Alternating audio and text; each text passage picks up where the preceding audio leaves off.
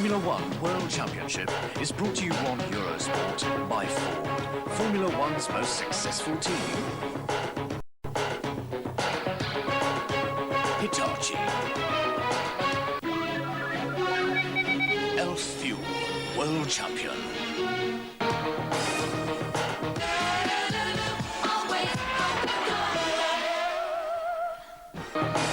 And Goodyear.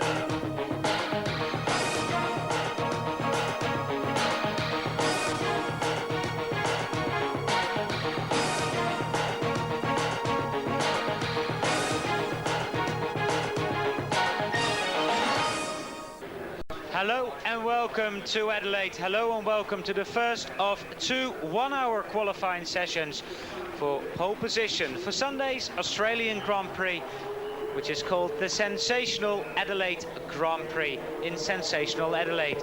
And sensational it should be. The outcome of the World Championship is going to be decided here. 1 point between Damon Hill and Michael Schumacher.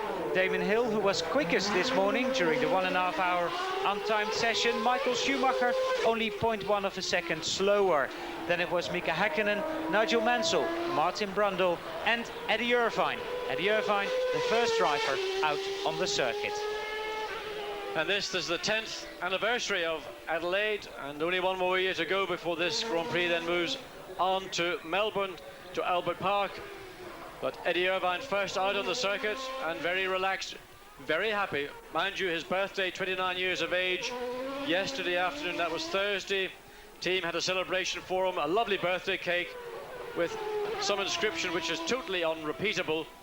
And that was quickly devoured by the entire team, and Irvine very confident indeed, coming from his 5th place 1 week ago in the Japanese Grand Prix in an appalling conditions at Suzuka. Here, weather's pretty fine, it's been warm, it's in the high or middle to high 20s, but changeable weather forecast for the weekend, Allard. We're looking at the possibility, certainly 30 to 40% chance of showers on Sunday. I hope we do not have a repeat of what we saw 1 week ago in Suzuka. Of course, Eddie Irvine, who drove his 2nd Grand Prix here last year in the Jordan Hard. That year he didn't have a good weekend here, didn't qualify well on the Friday. Then the Saturday, if you remember, was very hot indeed, and times weren't as quick as Friday afternoon. Then Eddie stalled on the first start. We had a bit of a restart, and Eddie didn't go very far when he parked his car in the tyre wall, and nearly doing the same thing again. Is that called overdriving, John? He certainly was on a qualifying lap on that first flying lap, and just went too deep into the chicane. In fact, that's now been rechristened. That's again another Ayrton Senna corner. Again, looking, Irvine getting lock up. So really, he should just slow right down, recompose himself, and when he gets to the end of the long Brabham Straight, then start to pick up speed, the momentum again, and really just go through the process. But into that new chicane, the new Senna chicane, clearly too late in the brakes. And again, it's not just the problem of warming up tyres. Although these tyres come out of tyre warmers, they're up to something like 95 degrees Celsius anyway. But brakes have got to be warmed up. And here, Irvine now, he's not happy at all with probably the condition of the tyres, temperatures or pressure swaying around on the straight. But from this point on, he should start to build up his speed, get the momentum, and come up to that final hairpin bend, exit cleanly, and not try and be too fast into that first chicane. This morning we saw that basically on a set of tyres to run a run, the 4th and 5th lap was the quickest lap of that run. So maybe teams decided to make the temperature in the tyre warmers a little bit higher, John, to get a bit more grip on the 2nd and 3rd lap. Well, looks much better now. This is 2nd time lap. So a long lap here, and when I say a long lap, it's a lap where you can very easily make mistakes. The circuit length itself is 2.35 miles, 3.78 kilometers, but every part of this circuit very critical indeed. Bumpy in parts. We saw cars this morning literally leaping over some of those bumps. You can see, look again, how the back of the car just breaks away. And again, on to the beginning. This is the first part of the Jones Straight. Very quick 4th gear, right-hand corner now. Onto this Brabham Straight, the quickest part of the circuit. And about 290 kilometers per hour at the end. But car doesn't look stable. To me, Eddie Irvine looks like he's pushing probably a little bit too hard, too keen to get a fast time in at this very early part of the session. Eddie Irvine, the only car on the circuit at the moment. There's a little bit of time lost again, too much wheel spin, the car stepping out of line. And let's just see this Eddie Irvine lap, his second flying lap. Oh, Eddie, and that is losing time yet again. It's 17.825, and that is 0.3 of a second slower than any Eddie managed this morning.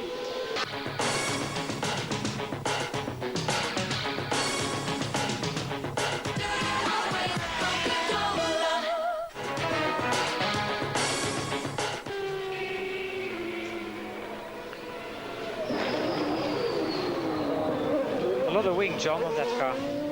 Well, I think teams have got to decide what is the best way to go. You've got lots of lowish speed corners all around Adelaide. There's a couple of quick bits. This is one of the quicker parts we're just in right now. But of course, you've got the very long Brabham straight, so you've got to decide what are you going to do for, first of all, for qualifying. And Rubens there being somewhat distracted by Morbidelli, who's footwork forward, and again, traffic now getting trapped by Morbidelli coming back onto the circuit. But you've got to make up your mind, are you going to go for a high downforce setup in qualifying and sacrifice top speed, but for the race take the downforce off and hope that you pick up speed in the straight and don't lose out too much in the corners? It's a juggling match. Teams are going through that whole equation, but in my mind, the quickest way around the Adelaide circuit is to try and run as much downforce as is possible in qualifying, and then make your decision about the race when that comes on Sunday afternoon. That's a repeat of what we saw Gianni Morbidelli do a few moments ago in front of this man, Rubens Barrichello, and Pierluigi Martini, who's behind Barrichello in the Minardi Ford. Irvine still quickest on the 1:17.825. Oliver Panners moved within 0.3, 0.247 to be exact, to be second. Barrichello is third. Fourth is Martin Brundle. Fifth, Frank Lagorce. Sixth, Gianni Morbidelli. Seventh, Pierluigi Martini. Eighth, David Brabham. And ninth, Hideki Noda. Now, David Brabham, a 1:21. That's also some 0.6 away from his personal best this morning. Of course, David, the only Australian driver in this race, and it's the fourth time he's racing at the Adelaide Grand Prix circuit. Did it before in a Brabham in Formula 1 and twice in Formula Brabham, which is the highest national single-seater series here in Australia. Well, Barrichello 0.2 now quicker than Irvine at that intermediate point, climbing over the curbs as he came onto Jones Straight, through this very quick flick right onto now Brabham Straight, all the way down. There's the time on the right of the screen that Barrichello needs to improve upon. He started this lap cleanly, almost 4/10 of a second, and I think Barrichello has discovered the key to going quickly here this afternoon. He's on his 6th lap, and he's just run, and allowed the combination of the car and the tyre to come together. He's driven himself into a lap. This should see a lap significantly quicker than Eddie Irvine has achieved. Irvine attacked it very strongly. Rubens has sort of by stealth crept up on it. 1:17.537. That is a new fastest lap for Rubens Barrichello and an improvement over this morning's time. Alesi out on the circuit in the Ferrari.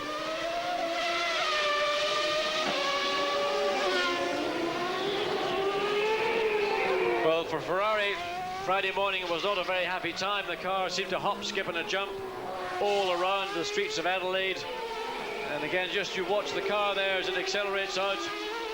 Any of these small irregularities of the road surface seem to me to affect Ferrari probably more, certainly of the leading teams more, and making Gerhard Berger and Jean Alesi's job particularly difficult. And in the case of Alesi, who really relies as much on reaction and instinct rather than on the actual pure development of the car on a given day, his job looks to me very difficult indeed.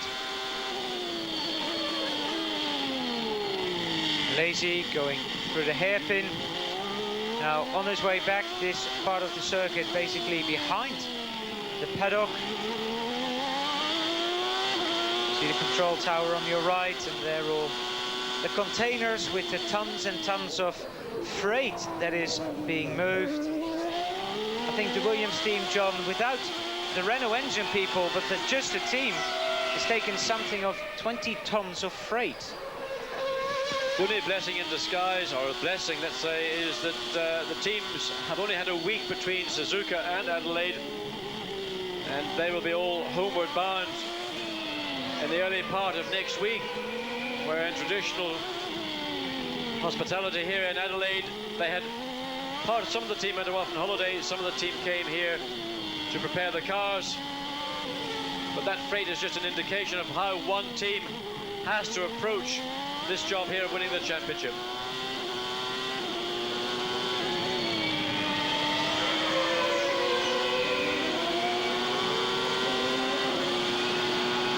Interesting, Eddie Irvine has gone out again, the first driver to make a second run.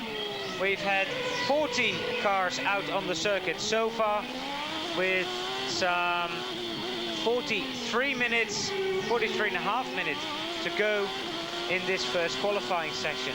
So Eddie Irvine thinking this will probably be the best time then? Well, certainly outside of Irvine, the top 9 have done their first runs. They're back in the pits. There's a further 6 cars on the circuit, so it's not a bad time to go out. And at least Irvine has got the advantage of being out, knowing what conditions are like. He, I believe, will not be quite so aggressive in the way he attacks the lap. And maybe he's made some changes to the car. And that is a very frequent adjustment that a driver has to make. The time difference, the circuit conditions changing. We did have some cars on the circuit, in fact, between the 2 sessions. They were historic cars, and many of them in parts of the circuit were running just out to the edge of the curbing, throwing a little bit of dust onto the circuit.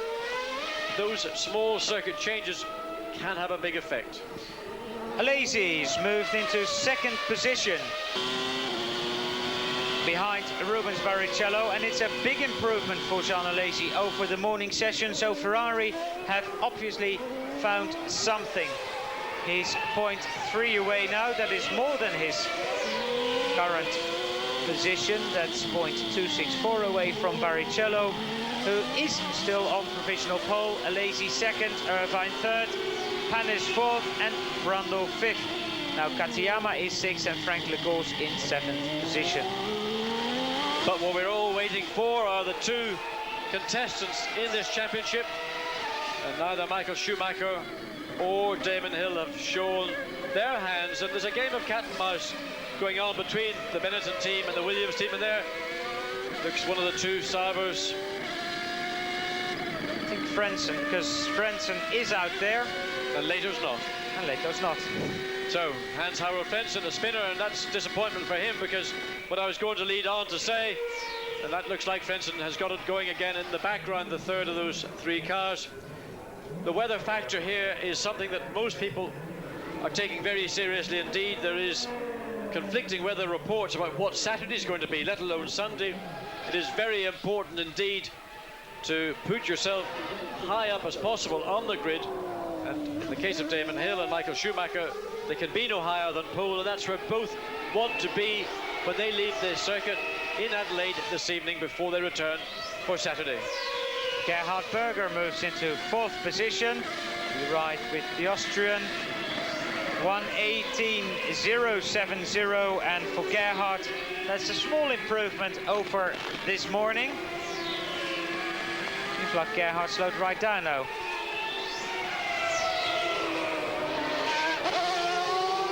Alesi, another lap in the 1:17s, but not quick enough.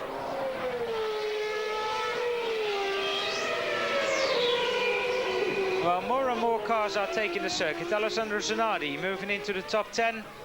Let's have a quick look with Gerhard Berger on that second intermediate.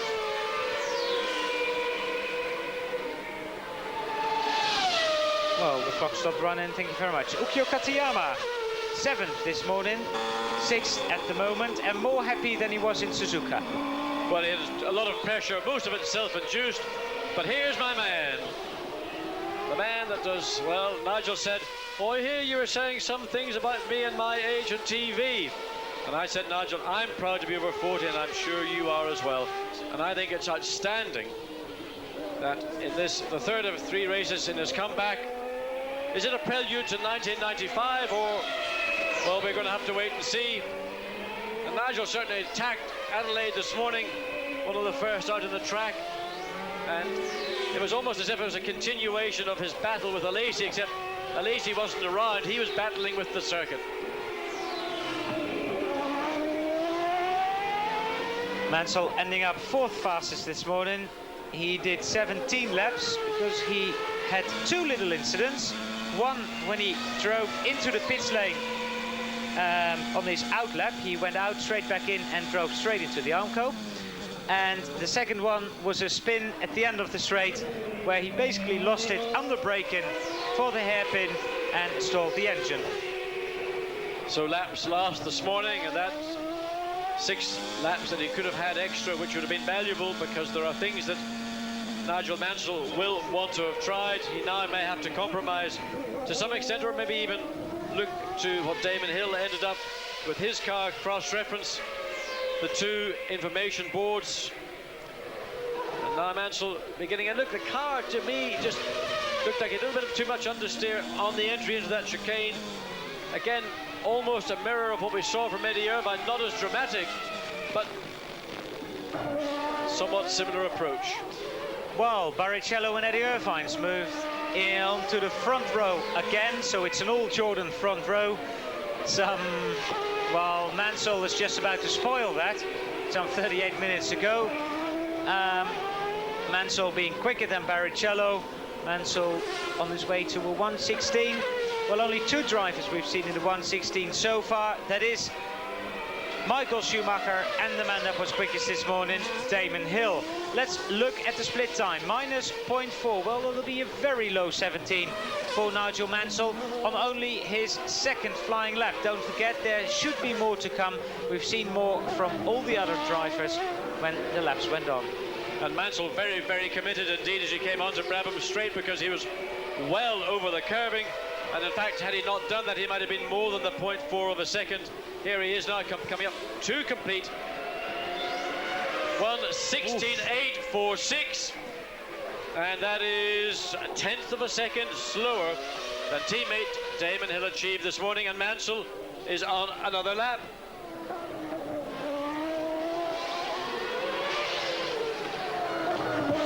Nigel Mansell took provisional pole, 1:16.846. Well, we've seen a pretty blinding lap from Nigel Mansell to put himself onto the provisional pole some 22 minutes into this first session on Friday afternoon.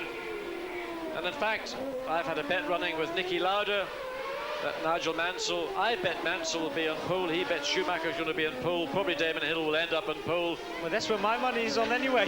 So I think in most people's minds, the pole position will be won by one of those 3.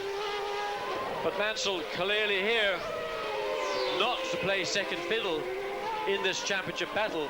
And in fact, for the Williams team, having Mansell, let's say, on the front row of the grid, whether it be pole or second quickest, has got to be their 2nd most important objective this weekend. The only thing you should do, John, is try and get onto line a little bit better. Well, Nigel Mansell is still out on the circuit, trying to improve on his best, which he hasn't done on the last lap. But this man has said, all right, I go. Damon Hill, the first of the 2 drivers that's got a chance on the world title to take the track and try and get provisional pole position. And the advantage that Damon has is that Nigel went out before him, established a benchmark, a time that the car is capable of achieving. Damon now knows that conditions are certainly not equal to how he found them when he was out just over 2 hours ago. Certainly the car is capable of running in the high 1:16s. It did that this morning, and it's now really just down to finding a clear lap, being as clean as possible, maximising on all the confidence that he's built up, and over that appalling weekend, and particularly race day in Suzuka, when both Damon and Schumacher were totally magnificent.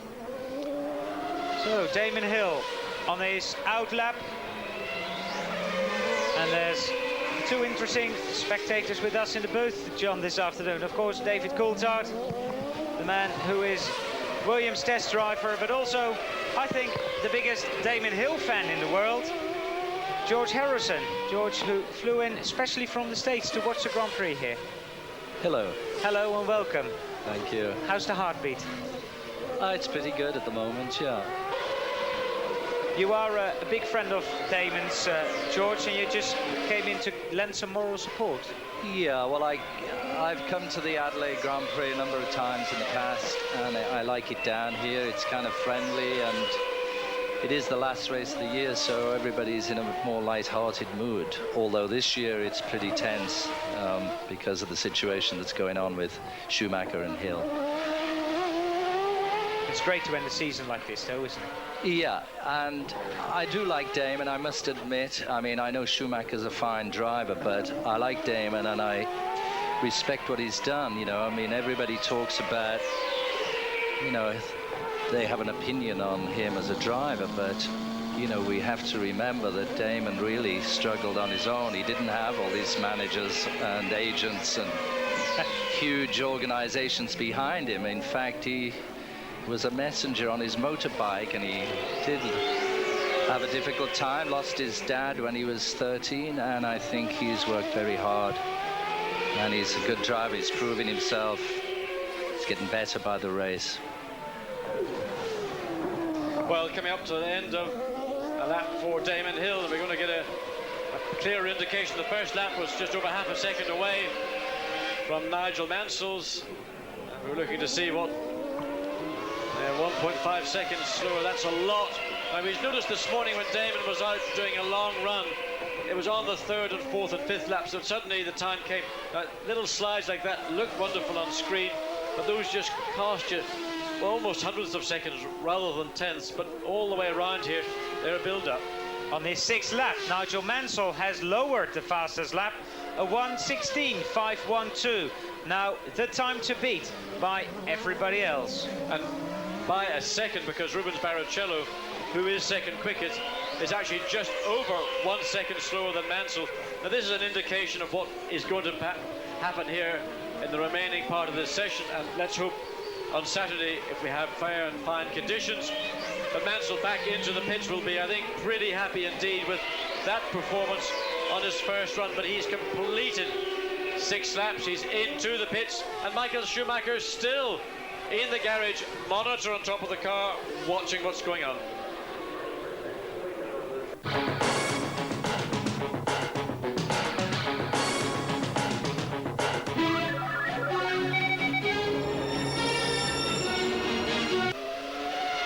Damon Hill moves up to 6th position. He is on his 5th flying lap of the afternoon. Nigel Mansell did his time on his 6th lap. We've seen more people do that, so the car has to go round and round and round with the driver, of course, and it's probably also you get into a rhythm on a street circuit like this, John. Well, it's just the nature of these street tracks, and Damon a little bit wayward coming onto Jones Straight, coming up now onto the quick right flick onto Brabham Straight. But it seems that whatever the conditions, the track surface conditions are, that in conjunction with Goodyear's compounds, it takes more than the normal 1 to 2 laps, which we become accustomed to on permanent circuits. This is actually, part of it is road track, part of it goes through a park in Adelaide, and it takes quite a long time to get rubber down on the circuit. Normally, by the second day, the more rubber goes down, the quicker the times become. The only factor is that temperature then becomes a part of the equation, and as we saw last year, by and large, on Saturday afternoon, things were slower. Quicker goes Damon Hill, a 1:16.830, elevates himself into 2nd position, 0.318 of a second away from teammate and provisional pole position holder Nigel Mansell. While Benetton has played one card and is probably playing another one here because Johnny Herbert, who didn't have a good morning this morning, is out on the circuit, and, well, Schumacher seems to be ready. Well, Schumacher's waited and waited. We're almost 30 minutes into this 1 hour session, and it is now clear from Nigel Mansell and Damon Hill that a middle 1:16 is the time he's got to improve upon. And that's a fairly substantial task.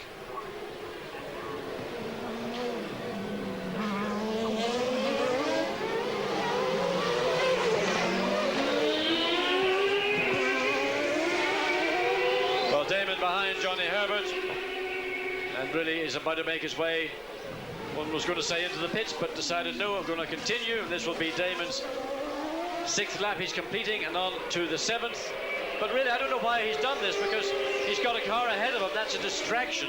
He's not going to get the cleanest of starts to this lap. Now he's backed off. Now, to me, he's wasted a lap doing that. I think he might have been better to, when he saw Johnny Herbert at the start, to backed off much earlier. I mean, at the end of the straight, in fact, to have opened a gap between himself and Herbert and let him then catch up on that lap. In the meantime, Michael Schumacher out on the circuit for the first time here this afternoon. And as we've seen in the past, when it comes to commitment to the ability to drag a time out of the Benetton Ford, nobody has done it with the quality of Michael Schumacher. Well, Mansell on Hill on the professional front row with us. Williams test driver David Coulthard, while Michael Schumacher does his usual and goes very slow on that opening lap. David, it's your first visit to Australia. What's your first impressions? Well, it's actually my second visit to Australia, but my first time in Adelaide, and I've got to say it's very favourable. I think they've put on quite a show here. Good. At the moment, the team on top of the situation, while Michael Schumacher and Johnny Herbert are both out there. Is there a lot of pressure from within the team at the moment? Yeah, I think naturally there's a bit of pressure there, because having early in the year thought that Michael was having a fairly clear run to the championship, it's now a lot closer with Damon having won the last 3 of the last 4 races. And, you know, really naturally everyone wants to keep their fingers crossed, hope there's no problems, and maybe he can win the championship. Well, Schumacher certainly doing his best to make sure he gets up onto the front row of the grid, and he's 83 thousandths of a second away from Nigel Mansell. We're about to come on to the quickest part of the circuit. This is Jones Straight. It's not so much here, it's when you go through the 4th gear corner, over the curb, now with Michele Alboreto, not somebody Michael Schumacher will be very happy to have ahead of him. Michele stays well over to the right, no problem at all, and he's lost that time, but again, that's simply just down to horsepower. He now has to try and claw it back in this last run through a sequence of left-hand corners, and then into that final very quick right-hand corner before heavy braking all the way down to 2nd gear, and then back on the start, finish straight.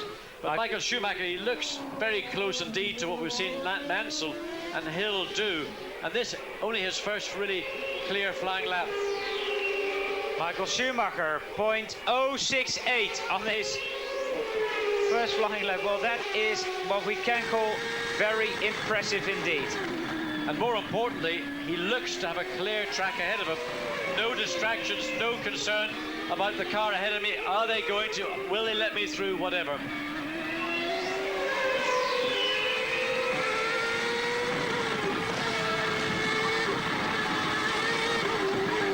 Well, the man looks awesome from this camera angle. Michael Schumacher on his way to the 2nd intermediate point.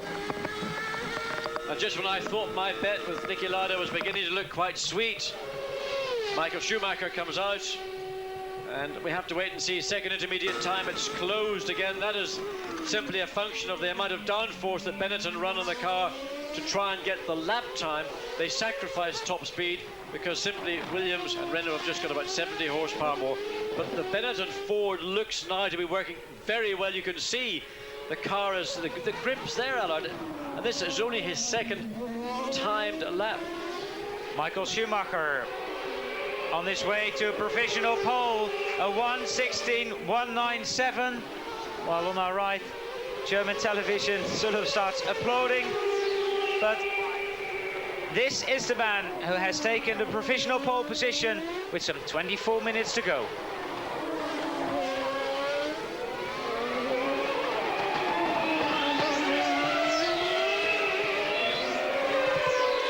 Well, Schumacher, he's lost just over 1/10 of a second to himself, and he's pushing very hard. You could see the car moving around, and again, too aggressive. He pushed too hard on that Well, that was his 5th flying lap. He decided, I'm going to go absolutely to the limit before I decide to come in. Now he's controlling himself, he's slowing down, breathing deeply, recomposing himself. He might decide to come in, he might decide to continue.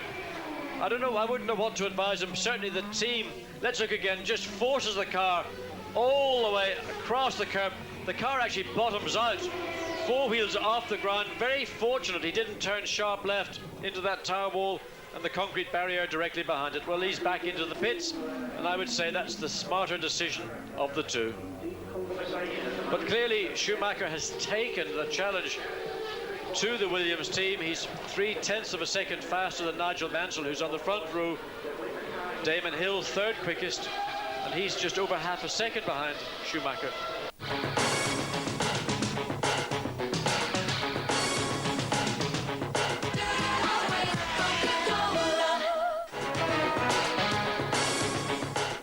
Well, this man, Damon Hill, will stay with Williams Renault, I suppose, and on his way to a provisional pole. Well, who knows? Damon, he's completed 7 laps, 12 in total, and now he has to.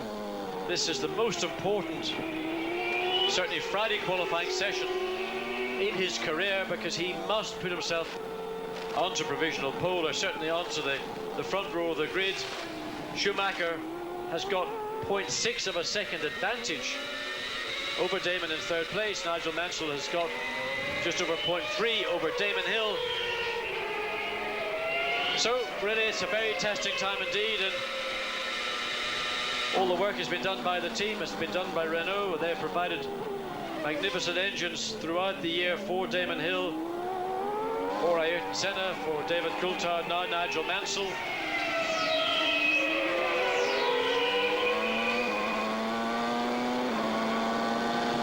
Oh, Damon, the first of the top 3 to make a second run. Oh, a lot of wheel spin coming out of that corner. Not a very good drive out of that corner. A 1:29.631, his first lap out of the pits, and that's all. Don't overdrive it, Damon. Well, he should catch his breath, slow down, think it through. He's picked up too much throttle too early. Traffic there, just all these little pressures are building up, and the response the driver has is to try and push, try and force the car to give you the time. Right now, the car isn't responding the way it did on his previous run, and in my mind, he should just ignore this lap, drive all the way down to the end of the straight, and prepare from the hairpin bend all the way back onto start-finish straight, accelerate cleanly onto start-finish straight, and just hope that he's recomposed himself and that he's got that little bit of extra grip back into the tyres that he seemed to lose on the lap we're watching. So left-hand corners, and then a very quick right-hander on the right, hairpin to go to end this lap. But what's more important, to start Damon's 10th flying lap. 3 to go. And again, a little bit of oversteer, but a much cleaner exit. So there's the difference. 1:18.1, of course. He did back off cleaner through the new Senna chicane. So he'll feel more positive. He'll feel better in himself. He's got through the 2 areas of problem of the previous lap. But looking just further down the road, there is another car. And whether that car's on an out lap, an in lap, or a running lap, it again is fractional distraction for Damon. 0.4 slower than Michael Schumacher at the moment on that first intermediate. Now on his way to the straight. Traffic is out of the way when he gets onto the straight. Ooh. That's bad. He's driving too hard. He's got to get control of himself. He tried to, again, force the car through that 4th gear corner. He ran right over the curbs, virtually the middle of the car, grinding itself away. And, you know, he's just trying too hard. The pressure, let's say, that Schumacher has applied by waiting in the pits for 30 minutes of the session to be complete before he went out. In the space of 4 laps, he significantly improved on Mansell's time and on Damon Hill's time. And he's just found a part of the track now with this traffic. Gerhard Berger 1:18.2, Damon Hill 1:17.320. 1.3 seconds away from pole, and of course very much lower while Gerhard spins off into the gravel. Well, that might have brought us a momentary relaxation in Damon's face, because he'll probably have laughed at that, thinking, well, there you go, Gerhard.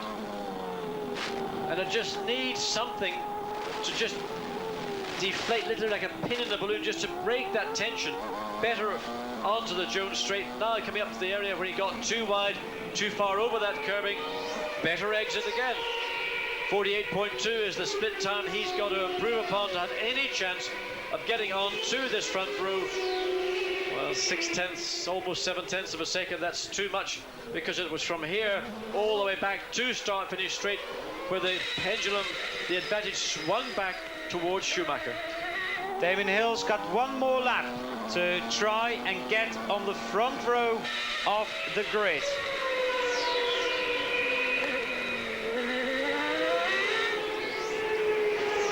Sliding out of the hairpin, a 1:72.18. He's lost 0.4 of a second, but he's got one more lap. Is it enough? There's a Pacific in the way, out of the way. And Paul Belmondo very generously saw Damon coming, got out of the way as quickly as possible. In the meantime, this is a replay of Gerhard locking up the rear brakes, spinning into, well, not quite the gravel bed, but certainly all of the dust and the wind being blown away from the circuit, and Gerhard climbed out of the Ferrari.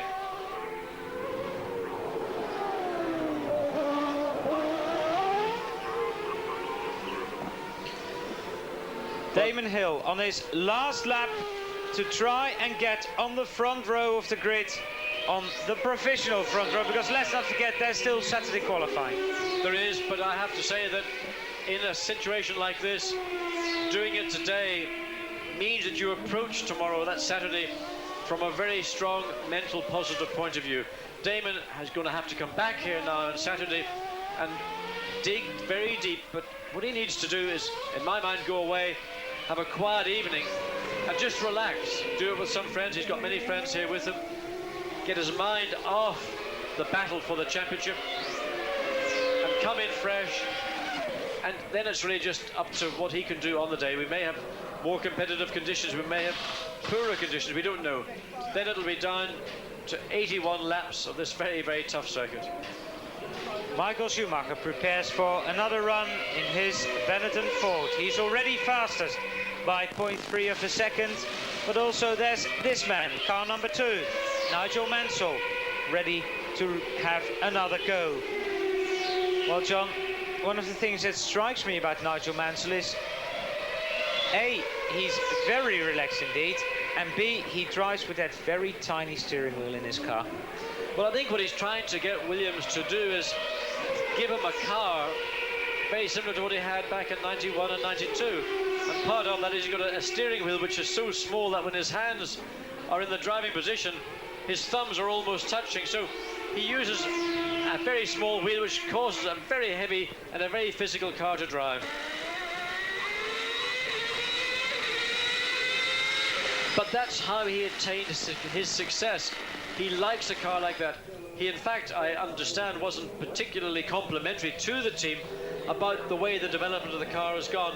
He feels that it should go in a totally different direction. Now, all the development work has been done by Damon Hill and David Coulthard. They've been racing this car throughout the 94 season. It is not an active car, and it is not necessarily the case that the principles that you had in the active suspension car that Nigel had in 91 and 92 can be applied to a car like this. Top 6 is rounded up by Barrichello and Irvine, but still led by Schumacher and Mansell.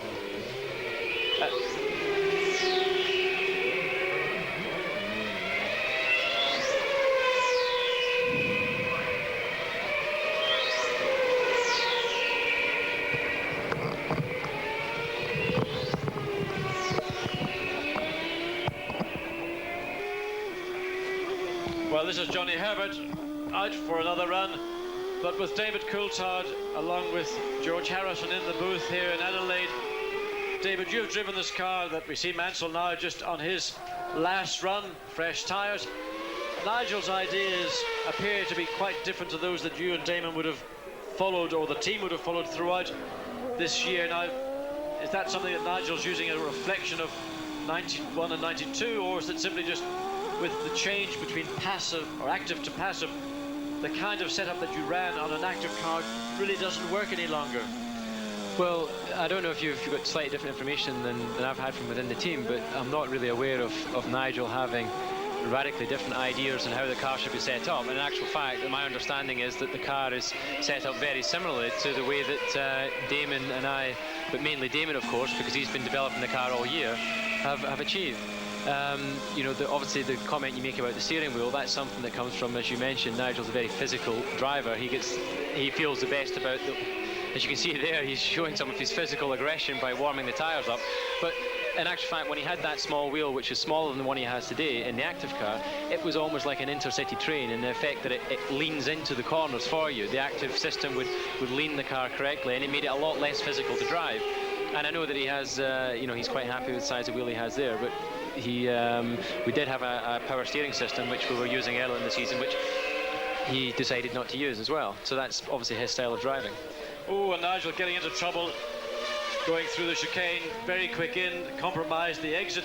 But I think the point that I think maybe this was a conversation that took place between members of another team and some of the, and trouble, look at this, spinners, and that's a Bennett, and Mansell had it very quickly, and it was Johnny Herbert. And that's disappointment indeed, because Nigel Mansell had no option whatsoever, reacted extremely quickly, threw the car into a spin, and no, Nigel, don't stall it. He will be very angry indeed. And Nigel Mansell on his 9th lap. So all the way back and coming round, finding that traffic, that was a moment where very, very easily could have seen contact between a stationary car and Nigel Mansell. And there's another car off, John, and that's the car we just saw from the left of our screen when we were riding with Nigel Mansell, and that's Mimmo Chattarella, who actually managed to drive off the circuit. Well, Mansell making his way back to complete this lap, and I'm sure he's talking to the pits in a language that only Formula One engineers understand. I think actually, John, that's just to finish off on Nigel, one of the points about his different style is not so much in what he's asking for the car, but he has a very different approach in explaining the car and making the team aware of any particular problems that he may have. And that's more to do with the personality of the man rather than a completely different, radical idea on how the car should be set up. I think the thoughts that Nigel has, and this is sort of coming through the Formula One grapevine, as such that he wants a car now with a much stiffer front, your stiffer springs, stiffer bars, and a lot more front downforce. That's the kind of, and there we and repeat what happened with Johnny Herbert. Nigel pops around the corner. Well, you see Morbidelli and Alboreto, and there's Nigel, much wider exit, no choice but to throw the car into a spin. A Lotus parked on the inside of the corner. So Nigel doing the donut, but this is another lap. Now, his idea, I understand, is to have a much stiffer front end to the car and a lot more downforce to make the car respond much more, let's say, aggressively than the car is currently. That's the way things were explained to me, and whether it's accurate or not, well, only by going into the pits and asking the man himself will we ever find the true scenario. On his way to complete his 10th lap, so the 11th and 12th lap to go for Nigel Mansell, and just under 4 minutes to go in this first qualifying session for Sunday's 82 laps, the Adelaide Grand Prix. And he's taken provisional pole away from Michael Schumacher. Nigel Mansell has taken provisional pole away from the Benetton Ford team, and that is good news for Damon Hill, and now he's gone straight on. Well, that looked like he had a throttle problem or something. It looked like suddenly he decided the car wasn't going to turn in. I don't know what it was, but Nigel shook the car as he approached the corner. It didn't appear to be slowing down sufficiently. He took the safe action and went straight on down the escape road. Michael Schumacher will have heard the news. Nigel Mansell has taken that provisional pole away, and John is cheering for Nigel. Well, Mansell, no problem, he got it resurrected. Car stopped against the barriers. And, well, the battle going on between Nicky Lauda and myself over who is actually going to be in pole position. And this is Mansell deciding he's not going to make it. He then eventually turns to the left. Now another of those famous donuts. He'll turn the right-hand lock, boot it. There we go. This time not lighting the rear of the car up as he proceeds back onto the circuit. That was the replay just a moment ago. Johnny Herbert moves up into the top 7 on his 10th lap. 1:17.727, and that's about the best we've seen so far from Johnny, who didn't have an easy time this morning. Nigel Mansell crossing the line for the 11th time. He's got one more lap to do it in. One more lap to go quicker than a 1:16.179.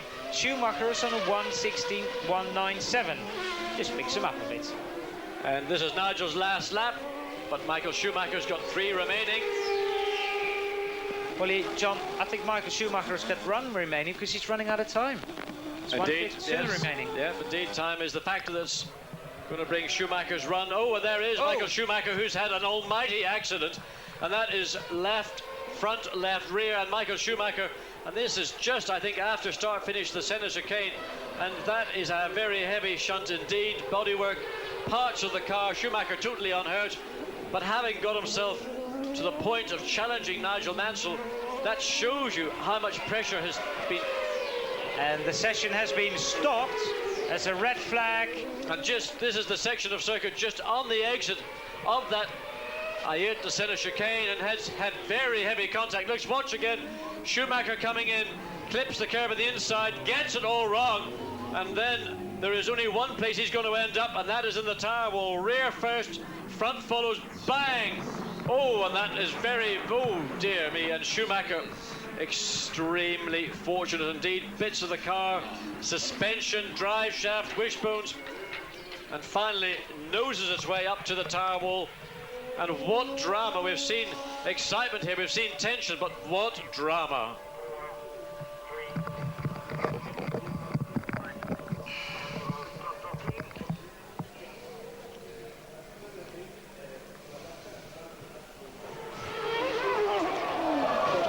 Well, look at the energy. That car hit probably at 200 kilometers per hour.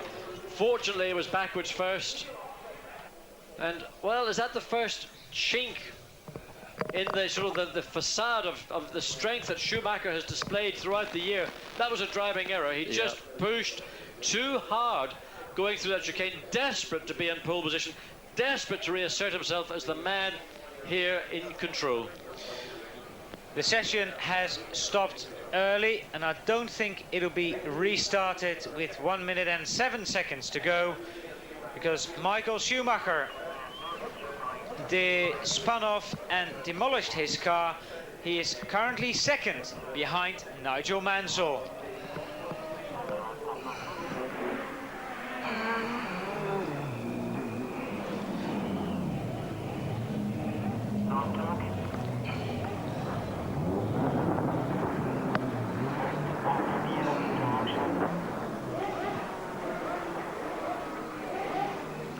It's going to need some rescue remedy.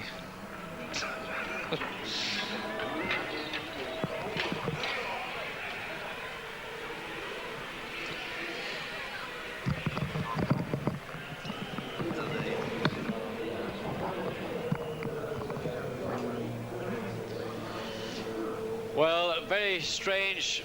We see the top 13 times.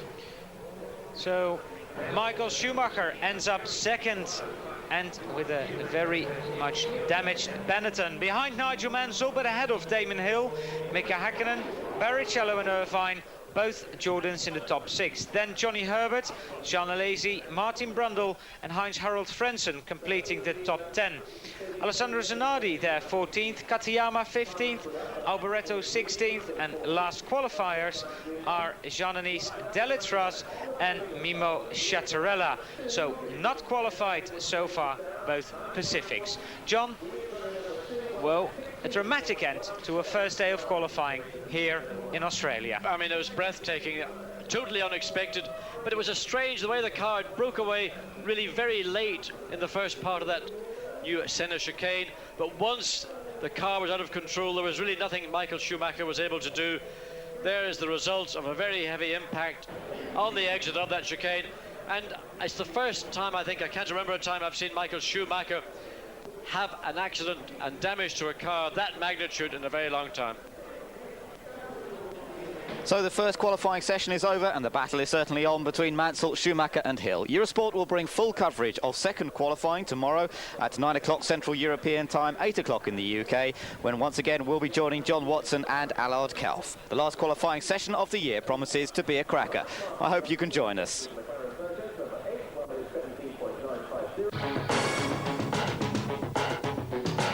The Formula One World Championship is brought to you on Eurosport by Ford, Formula One's most successful team. Hitachi. Elf Fuel, World Champion.